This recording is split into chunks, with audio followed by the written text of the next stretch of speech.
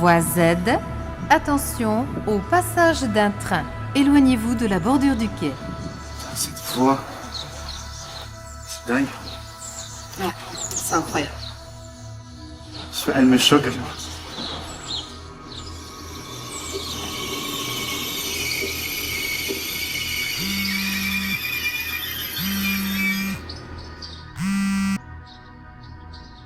Allô? Oui, Calo? C'est moi, oui. Oui, bonjour, c'est Simone Hérault, c'est la voix de la SNCF. Vous m'avez appelé pour une interview? Je vous écoute. Cette voix, vous l'avez forcément déjà entendue dans une gare, dans un train, peut-être même sans y faire attention. Depuis plus de 45 ans, elle accompagne les voyageurs, plus d'1 milliard d'annonces, des milliers de gares, et pourtant son visage reste inconnu. Enfin parfois, aujourd'hui, derrière le micro me permet de recevoir une invitée d'exception, Simone Hérault. Bonjour Simone, comment allez-vous? Bonjour, Calo, mais ça va très bien, merci. Très très bien. Ça me fait très bizarre de vous entendre, je vous assure. Merci beaucoup d'avoir accepté cette invitation. Alors Simone, vous êtes née à Enghien-les-Bains, dans une époque où, vous le dites vous-même, le parcours d'une femme était souvent déjà écrit. Vous expliquez que dans votre famille, l'idée c'était surtout passer le bac, puis trouver une stabilité, et finalement construire une vie assez classique. Et pourtant très jeune, vous avez déjà ce rêve, vous voulez être comédienne. Est-ce que vous avez eu l'impression au début de devoir mettre ce rêve de côté pour entrer dans ce qu'on attendait de vous ? Je ne l'ai pas vraiment mis de côté et je remercie ma mère qui a fait l'effort devant cette envie que j'avais de contacter une comédienne très célèbre à l'époque qui s'appelait Madame Simone, figurez-vous. Incroyable. Et cette comédienne a répondu à maman en disant que c'était très bien que j'ai envie de devenir comédienne, mais qu'il serait tout à fait sage que je passe mon bac d'abord. Voilà, comme on dit très souvent à tous les enfants, passe ton bac d'abord. Et à moi, on m'a dit, passe ton bac d'abord. Et j'ai passé mon bac. Et après, très très vite, j'ai commencé à travailler, on en reparlera. Et donc, j'ai plus eu cette envie pressante d'intégrer un cours de théâtre. Voilà, mais je me suis rattrapée par la suite. Et alors justement, vous passez votre bac, puis vous faites des études de secrétariat de direction, un choix qui est plus raisonnable que passionné, et finalement, c'est grâce à ça que vous entrez à la maison de la radio, presque par hasard. Est-ce qu'avec le recul, vous vous dites que ce détour était finalement nécessaire pour arriver là où vous êtes aujourd'hui ? C'est une chance extraordinaire qui m'est arrivée. Le directeur de l'école de secrétariat de direction, au bout de la 2e année, me fait plaisir en me donnant le plus chouette stage qui existait à la maison de la radio. Et voilà, et en tant que secrétaire. Et résultat des courses, j'ai fait 3 jours de secrétariat dans ma vie.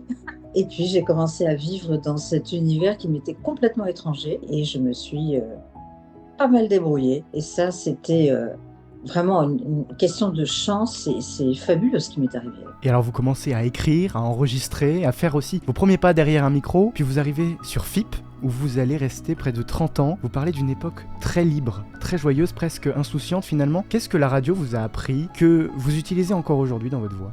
Quand je suis rentrée à FIP, j'avais 20 ans. J'avais passé une audition, j'ai été la seule reçue et j'ai tellement été heureuse. J'habitais encore chez mes parents et j'ai sauté de joie dans toute la maison. C'était formidable ce qui m'arrivait. Donc je suis engagée à FIP et les directeurs de FIP voulaient des personnes neuves dans la radio. On avait toutes autour de 20 ans. Ils ne voulaient pas qu'on ait déjà des tics et des choses toutes prêtes à délivrer aux gens par l'intermédiaire de l'antenne. Donc, on était toutes assez fraîches, finalement, avec pour certaines du métier, déjà, mais une grande fraîcheur. Donc, j'ai appris sur le tas tout ce que j'ai appris pendant toutes ces années de radio.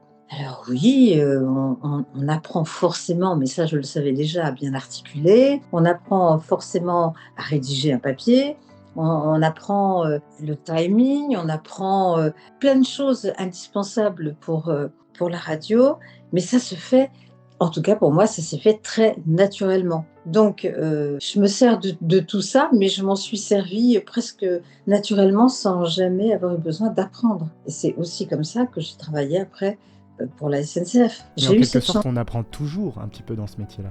Oui, bien sûr qu'on apprend, mais j'ai appris au fur et à mesure sans m'en rendre compte, sur le tas, comme on dit. J'ai pas fait d'école pour travailler à la radio. Bien sûr, ça a été directement, on Voilà. entre dans le jeu. Et puis le gros jeu en plus. Ah ouais, ça j'étais très très contente. Alors sur FIP, il y avait quelque chose de très particulier, un ton à la fois élégant, chaleureux, avec une vraie complicité avec les auditeurs notamment. Est-ce que c'est là que vous avez construit cette façon de parler qui aujourd'hui est devenue si reconnaissable? Oui, à FIP, on parlait, toutes d'ailleurs, il y en avait qui le faisaient moins que d'autres parce qu'elles n'en avaient pas envie. On parlait toujours plus ou moins avec un sourire. On disait, par exemple, vous écoutez FIP, il est 3 heures. Alors on disait 3 heures d'ailleurs, on disait pas 15 heures. Je suis désolée, entre vous écoutez FIP, il est 3 heures. Fais maintenant. Et vous écoutez FIP, il est 3 heures. Ah, Je suis ouais. désolée, On sent le lien, ça. Et donc ce sourire dans la voix, c'est quelque chose qui était fait pour apaiser notre public le plus important, à savoir les automobilistes. Alors non seulement on les apaisait par notre voix qui voulait être souriante, reposante et tout, et en même temps on les énervait en les faisant rire, en leur disant qu'il y avait des embouteillages sur leur parcours. Et on essayait de le faire avec le plus d'humour possible. Voilà, donc on était à la fois un peu énervante et en même temps douce et gentille. Et les gens, ils appréciaient ça. Ah oui. Et alors, il y a un moment qui change tout. En 1981, il se passe quelque chose d'assez incroyable. La SNCF cherche une voix. Elle appelle France Inter et tombe sur FIP. Une erreur de standard, comme vous dites. Et vous vous retrouvez à passer un casting. Avec le recul, est-ce que vous voyez ça comme un simple hasard ou comme un moment décisif où tout bascule? C'est un moment effectivement décisif. C'est un moment, encore une fois, de chance extraordinaire. Le même genre de chance que j'avais eu quand on m'a envoyé en stage à la Maison de la Radio. Ça a été extraordinaire. Alors on est arrivé 4 ou 5 filles de FIP, animatrices, pour passer le casting à Saint-Ouen, au centre audiovisuel de la SNCF. Et oui, alors décisif. J'avais déjà ma carrière d'animatrice radio. Donc après, j'ai eu la chance de faire les deux en même temps. Donc c'est fabuleux. Oui, alors c'était décisif dans un sens. Parce que aujourd'hui, je suis encore la voix de la SNCF. C'est là que c'est merveilleux. Pour ça, oui, c'est décisif. Et alors au début, vous êtes 2 voix et surtout vous enregistrez tout, chaque phrase, des journées entières, des gares complètes, des phrases entières. On est loin de ce que c'est aujourd'hui, et de toute façon on va en parler. Comment vous avez vécu ces premières années où tout était beaucoup plus long et beaucoup plus physique? Je les ai vécues très très bien, déjà parce qu'on trouvait ça tout à fait normal de donner les phrases en entier. On ne savait pas que des années plus tard, on allait avoir accès au numérique, etc. Donc au début, dans les années 80, c'était des séances d'enregistrement qui duraient assez longtemps. On était 2 les premières années, effectivement, avec Sophie. Et on enregistrait 3 annonces par train pour tous les trains d'une gare et pour toutes les gares de France, à 2, toutes les gares qui étaient sonorisées. Depuis, il y en a eu d'autres qui ont été sonorisées. C'était un travail assez prenant, mais moi j'ai toujours adoré ça. Et de temps en temps, on nous sortait du studio pour nous aérer parce que, à force de parler dans un endroit confiné, on finit par manquer d'oxygène. Donc, on nous aérait et hop, on revenait. Non, mais c'était extraordinaire. Et c'était une époque super où les chefs de gare ou les adjoints aux chefs de gare, quand c'était une très grosse gare, venaient assister aux enregistrements et nous apportaient leur spécialité régionale. Alors on avait la tarte de ceci, la petite prune de cela, Enfin bref, il y avait toutes sortes de spécialités régionales dont on nous faisait cadeau et qu'on dégustait ensemble. C'était vraiment une époque très très sympa.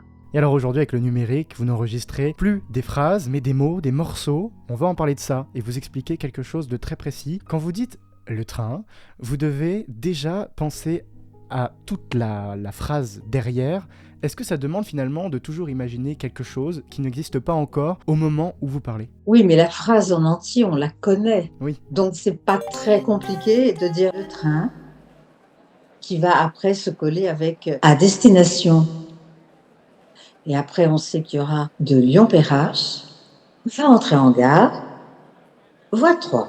Donc on sait, on l'a dans la tête. La phrase complète. Mais au début, comment ça se passe? Parce que quand justement le numérique arrive et qu'on vous dit bah c'est bon, on va pouvoir faire juste des petits mots, pas obligé de tout enregistrer. Comment vous prenez ce moment-là quand on vous annonce ça? Mais bon, ça s'est fait très progressivement puisque toutes les gares ne se sont pas équipées en ordinateur au même moment. Donc il y a eu une période de transition. Et de toute façon, alors dans les mots, il y a aussi des groupes de mots ou des phrases en entier. Si je vous dis éloignez-vous du bord du quai, c'est une phrase entière. C'est pas éloignez-vous du bord du quai. Il y a un vocabulaire commun à toutes les gares. Et pour le vocabulaire commun, ce sont des phrases. Alors que les vocabulaires spécifiques à chaque gare, à savoir les noms des villes, là, ça va être effectivement des mots séparés. Toutes les villes qui vont être dites en plusieurs intonations. Le train à destination de Lyon-Perrache, en l'air, si on peut dire aussi « Ce train est à destination de Lyon-Perrache », en bas. Et d'ailleurs, parce que comment vous devenez la voix de la SNCF puisque vous étiez deux au début? Alors, nous avons été deux et au bout de quelques années, comme on vient d'en parler vaguement, il y a eu l'arrivée des ordinateurs qui ont équipé toutes les gares. Et il a été décidé d'enregistrer des petits morceaux qui allaient devenir des fichiers et qui allaient resservir indéfiniment dans les gares. Il ne faut pas qu'il y ait une voix qui dise le train à destination et une autre voix qui dise de Lyon-Perrache. Donc la SNCF, je n'y suis strictement pour rien, a décidé qu'il fallait une seule voix pour que tous les petits éléments soient raccords et c'est la mienne qui a été choisie. Franchement, la voix de Sophie était très très belle. Voilà, c'est comme ça. Encore c'est encore une chance, mais bon, voilà, elle était déçue, c'est clair. Alors vous dites aussi que votre voix a une qualité particulière, elle passe dans le bruit, dans les gares, dans le brouhaha, elle reste compréhensible. Est-ce que ça a été un apprentissage ou quelque chose de naturel chez vous? Le TGV numéro 6925 à destination de Grenoble va partir. Prenez garde à la fermeture automatique des portes.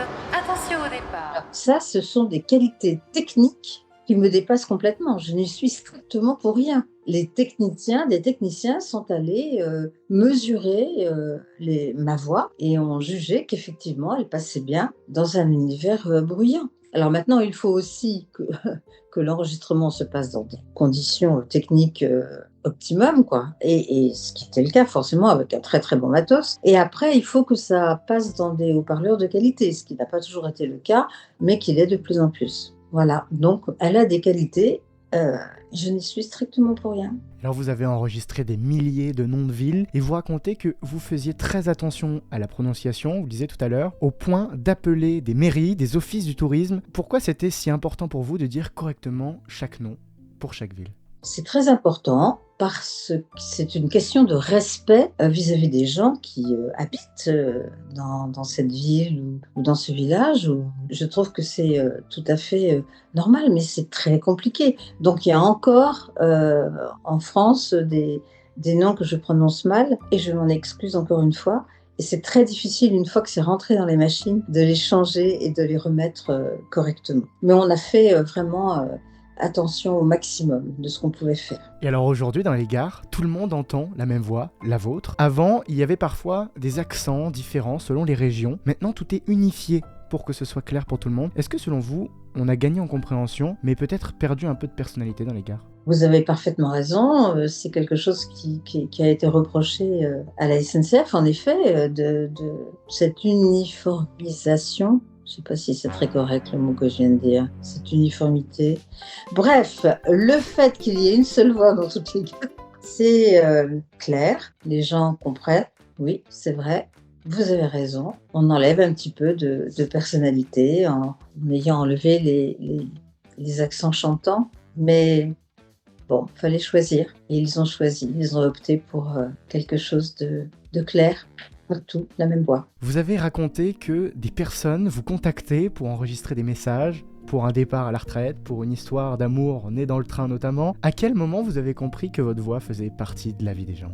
Alors, les gens ont commencé à me demander ce genre de petits services. Oui, là, je me suis dit, il y a quelque chose, parce qu'ils me considèrent comme faisant partie du décor de leur gare, mais plus que du décor, faire partie un petit peu de leur vie. Et vous-même, vous m'avez dit que je vous avais toujours accompagné depuis que vous êtes né. Voilà, ça c'est aussi quelque chose qu'on me dit souvent. Et donc cette familiarité, cette proximité fait que je me sens un petit peu faisant partie de la famille de tout le monde. Ça fait pas un peu étrange d'entendre que vous êtes la voix la plus écoutée en France? C'est très agréable. Faut pas me cacher. Moi, je suis très fière. Déjà, c'est une grande fierté. Et une grande fierté pour moi, mais aussi d'appartenir à cette entreprise qui est extraordinaire. Voilà, extraordinaire. C'est tellement... Mais bien sûr, il y a toujours de quoi critiquer. C'est tellement grand. Mais c'est extraordinaire dans tous les domaines. C'est fou. À tous les niveaux. Puis moi, j'ai cette chance de connaître un petit peu tout le monde. C'est-à-dire quand je suis dans un train, les contrôleurs me reconnaissent. Donc c'est sympa. J'ai dû faire des milliers de selfies avec tous les chemins depuis que les selfies existent. Et je connais aussi les ingénieurs. Et je connais également je connais les directeurs. Voilà, je connais ceux qui sont tout en haut et ceux qui sont tout en bas. Et tout le monde a sa place dans cette boîte. Et tout le monde fait un travail remarquable. C'est une boîte formidable. Vraiment. Alors, j'ai l'impression de cirer les pompes de la SNCF. Mais non, oh là là, j'en suis plus là. J'ai rien à gagner, j'ai rien, tout va bien pour moi. Non, je la trouve formidable, cette boîte. Vraiment. Et elle a changé votre vie, c'est le cas de le dire. Elle a changé ma vie, elle a accompagné ma vie. J'ai continué à travailler à la radio jusqu'en 2000. Après, j'ai fait encore autre chose. Elle a changé ma vie dans le sens où j'avais quelque chose d'extraordinaire. Et je suis la seule. Ça, c'est effectivement extraordinaire. Et alors justement, en 2001, vous quittez la radio, comme vous venez de le dire, et vous créez la compagnie Lire Autrement, avec une envie très simple, aller à la rencontre du public. Après des années derrière un micro, qu'est-ce que ça vous a apporté de vous retrouver face aux gens ? Déjà, c'était réaliser le rêve de la petite fille dont nous avons parlé au début de l'interview, enfin de cet entretien, puisque je devenais comédienne, c'est-à-dire que je passais de comédienne voix à comédienne sur une scène. Alors certes, je n'ai pas fait d'école de théâtre, mais bon, j'ai quand même travaillé très très longtemps ma voix et les émotions, les intonations, tout ce que vous voulez. Et d'être sur scène et de voir le public, voilà, c'est ça. J'avais réalisé mon rêve. Et donc pendant 20 ans, j'ai fait des lectures, des petits spectacles littéraires avec de la musique, de la vidéo, de grands orchestres, ou d'autres copains comédiens évidemment, et un petit peu partout en France et à l'étranger. C'était super. Alors avec cette compagnie, vous faites vivre des textes très différents de Victor Hugo, de Michel Houellebecq, j'espère que je le dis bien, et vous dites quelque chose de très fort, sans culture, un pays ne vit plus, il survit. Aujourd'hui, est-ce que vous avez le sentiment que la culture est suffisamment défendue ? Culture, elle n'est jamais assez défendue. Jamais assez, quelles que soient les époques. Ça donne pas à manger directement au plus grand nombre, la culture. Mais c'est tellement utile. Et la culture, elle nourrit tout un tas d'acteurs, les comédiens, les musiciens, les peintres, les écrivains, etc. C'est indispensable. C'est indispensable parce que tout ce que les artistes, tout ce que les créateurs font, tout ce que la culture engendre, ben ça fait du bien au plus grand nombre. Mais vous vous imaginez un pays sans culture ? Bon, ça... Bien sûr. Allez, on va pas le dire, mais ça arrive. Ou alors une culture muselée, censurée. Donc ça, c'est horrible. Et il faut faire très attention aux années qui viennent, à l'année prochaine particulièrement. Attention, il ne faudrait pas que la culture disparaisse. C'est sûr. Merci de bien voter. Ça mériterait une voix même. Merci de bien voter. Alors vous avez aussi joué à l'étranger, en Azerbaïdjan ou au Ouzbékistan. Et là-bas, vous avez rencontré des personnes qui apprennent le français par passion pour la culture et la liberté. Qu'est-ce que ça vous a fait d'entendre votre langue portée de cette manière-là ? C'est fabuleux de se retrouver dans un pays dont on n'avait même pas entendu parler. L'Ouzbékistan, je ne savais même pas que ça existait. Incroyable. Je pars en Ouzbékistan avec la compagnie et là, au fin fond d'une province, il y a une école française avec une centaine de petits enfants ouzbeks de tous les âges qui nous ont récité Le Corbeau et le Renard, La Cigale et la Fourmi, mais aussi Liberté, le célèbre poème de Paul Éluard. Mais c'était à tomber par terre d'émotion, quoi. Extraordinaire. J'ai même vu une vieille dame en Ouzbékistan qui avait assisté à l'un de nos concerts et on la croise le lendemain, on la reconnaît, on la croise dans un parc et elle nous appelle, enfin elle nous fait signe de venir et elle nous prend les mains, elle nous remercie et tout. Et on comprend avec une de nos amies qui comprenait la langue, donc elle fait l'interprète, on comprend qu'elle ne parlait pas un mot de français. Mais elle était tellement contente d'avoir écouté le français, parce qu'elle trouve que c'est une langue magnifique. Sans en comprendre un seul mot, elle était émue et ravie. Alors, vous vous imaginez, nous, comment on pouvait être émus aussi. Voilà, non, c'est une très très belle expérience, ces lectures à l'étranger. Très belle. Quel a été le plus beau souvenir au-delà de ces enfants qui parlent français, ça vous étonne? Quand vous revenez, quel est le plus beau souvenir que vous gardez justement de ce voyage? C'était vraiment des cultures. Moi, je n'ai pas beaucoup voyagé dans ma vie, donc voilà, à part les pays européens, qui grosso modo, c'est quand même un petit peu comme chez nous, mais là-bas, vraiment, c'est complètement différent. Il y a une autre ambiance. La culture est très présente là-bas. C'est une culture très forte. Et avec une infinité de richesses en plus artisanales. Ça aussi, c'est de la culture. Avec des miniaturistes en peinture, avec des créations en tissu fabuleuses, avec des poteries, avec tout. Enfin, non, c'est très beau. Et une architecture, notamment en Ouzbékistan, quand on visite Samarcande, on n'oublie pas. Ça doit être très marquant tout ça. Très beau, différent aussi de cette culture européenne qu'on a ici. Ouais, tout à fait. On va passer sur un sujet qui est pas forcément très joyeux, mais aujourd'hui, c'est le cas de le dire, vous faites partie de l'association professionnelle Les Voix, qui défend les artistes de la voix et leurs droits, notamment face aux évolutions technologiques. On sait que votre voix existe déjà sous forme fragmentée, presque reconstituée avec ce système de concaténation que vous décrivez. Mais aujourd'hui, avec l'arrivée de l'intelligence artificielle capable d'imiter, voire de cloner une voix, est-ce que ça vous inquiète? J'allais dire oui, forcément. Mais quel est votre point de vue vraiment sur cette intelligence artificielle? Est-ce que vous avez parfois le sentiment que cette voix qui accompagne des millions de voyageurs pourrait un jour vous échapper ou vivre sans vous? Alors, on va reprendre depuis le début de ce que vous venez de dire. La concaténation, c'est ce qui est actuellement dans les gares. C'est-à-dire, ce sont des mots qui sont recollés informatiquement. On appelle ça la concaténation. Ça, c'est une chose. Autre chose, la voix de synthèse. La voix de synthèse, j'en ai deux qui sont faites. Une qui a plus de 10 ans et l'autre qui a été faite relativement récemment. La voix de synthèse, elle est faite, je suppose, avec de l'IA, mais avec mes phonèmes. Vous savez, les phonèmes, ce sont les minuscules parties même des syllabes. C'est-à-dire, ça peut être ça peut être des toutes petites parties, c'est ce qu'on appelle les phonèmes. Et les phonèmes sont travaillés, je suppose, avec de l'IA pour former une voix de synthèse. Mais cette voix de synthèse, elle me ressemble. C'est la mienne. Quand je l'entends, c'est moi. Ce sera jamais aussi bien qu'une voix en direct. Mais en tout cas, elle a le mérite d'exister. Elles ont, ces deux voix, le mérite d'exister et elles peuvent me remplacer.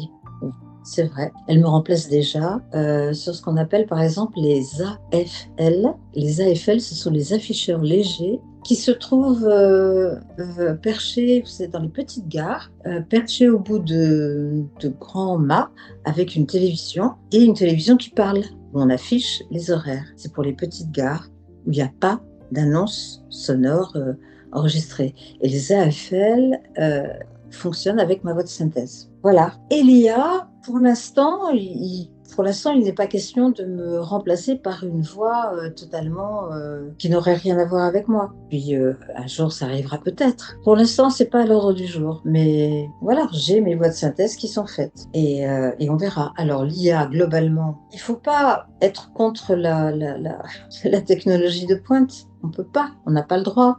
Sinon, on n'aurait jamais eu, je sais pas moi, l'électricité, la télévision. Oui, on ne peut pas être contre le progrès.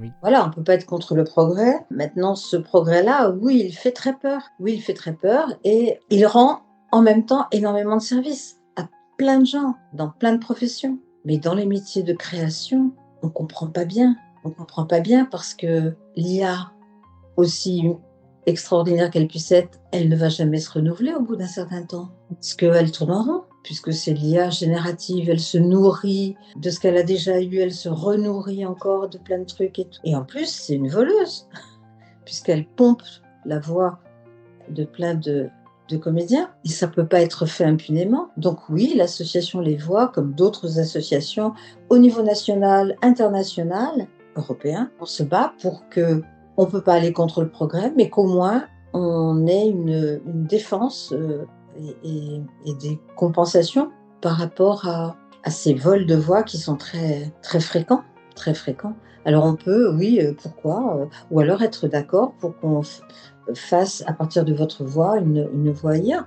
À ce moment-là, si on est d'accord, pourquoi pas, mais c'est très dur. C'est très dur pour tous les métiers. Et en plus, ça va supprimer. J'ai une belle-fille qui travaille dans le doublage, qui depuis des années sur les doublages, traduit les phrases en anglais pour les mettre en français et après organise les séances avec les comédiens, etc., etc. Ça fait plusieurs mois qu'elle a presque plus de boulot. Donc ça va priver énormément de gens de leur travail dans tous les domaines, les studios, les acteurs.